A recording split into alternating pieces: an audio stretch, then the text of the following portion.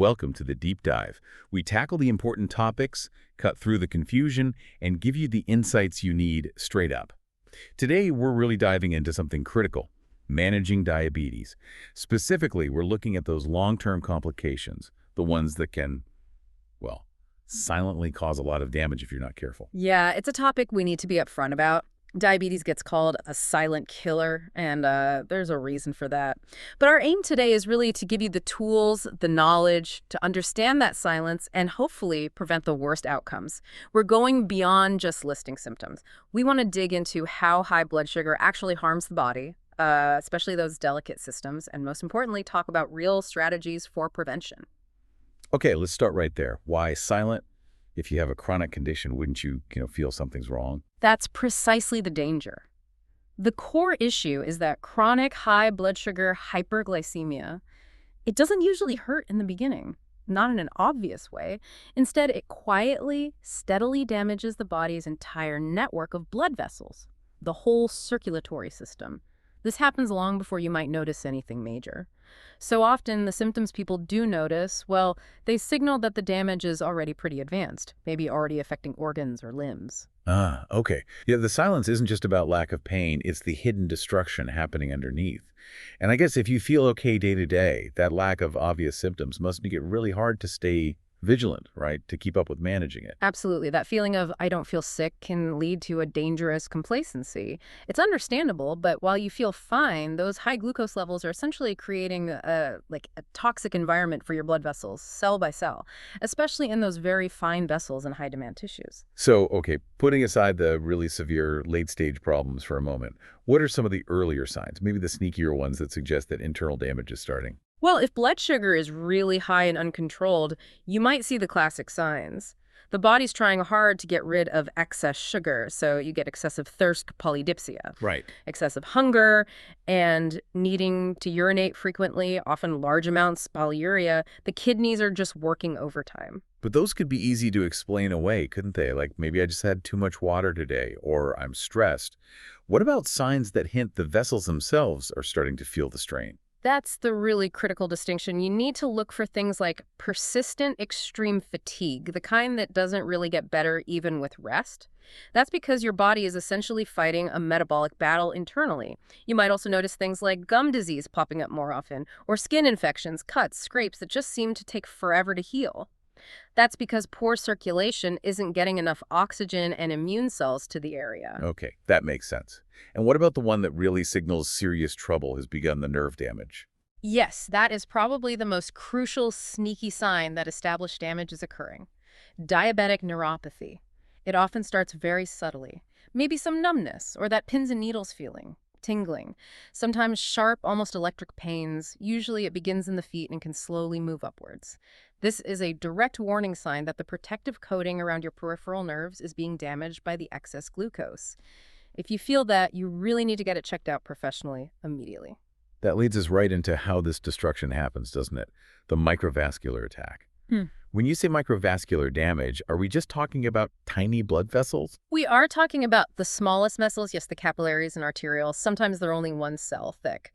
But it's also about how they function. High glucose makes the blood sort of thicker, stickier, and it damages the delicate lining of these vessels, the endothelial cells. This leads to leakage, inflammation, eventually blockages, and the primary targets, organs that depend heavily on these fine vessels for filtration and nutrient exchange.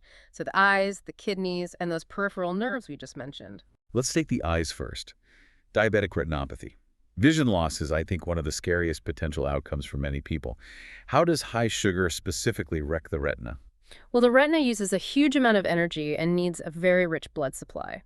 When hyperglycemia damages those tiny retinal vessels, they get weak, they bulge, forming microaneurysms, and they start to leak. This leakage causes fluid to build up in the retina, particularly the macula, which is key for sharp vision. That's called macular edema. Over time, the body tries to compensate by growing new blood vessels, but these new ones are abnormal, very fragile, and they bleed easily. They cause scarring, and ultimately, they can detach the retina, leading to significant vision loss or even blindness. And you wouldn't necessarily know this is happening in the early stages because there aren't symptoms right away?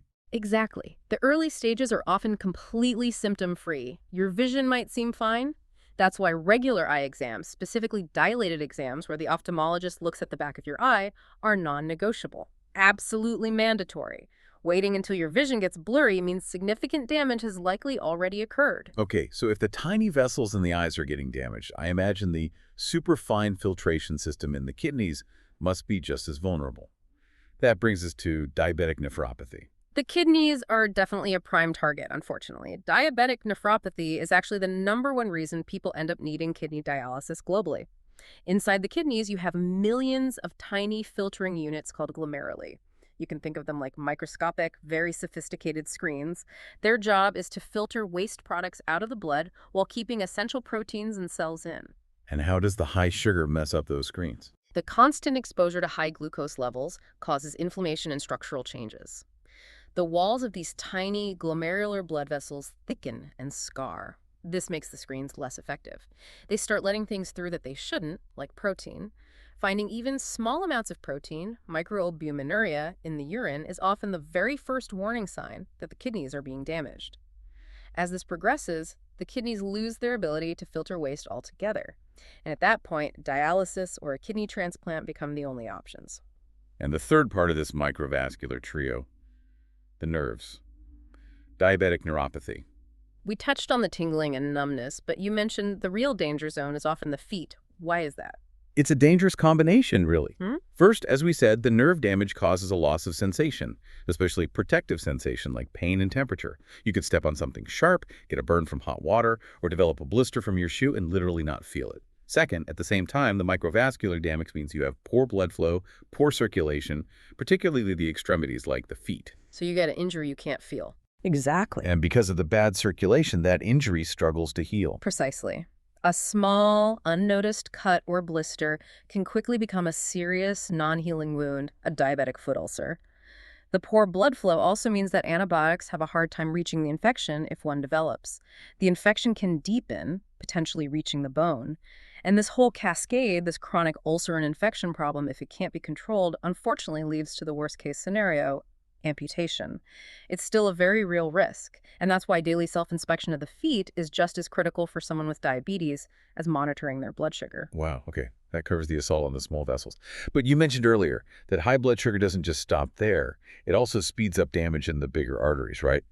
Leading to the macrovascular complications, Yeah. the really big threats. That's correct. The chronic inflammation, the damage to vessel linings, the metabolic stress, it all acts as a massive accelerator for disease in the larger arteries. Think of it like adding fuel to the fire of atherosclerosis, which is the hardening and narrowing of arteries.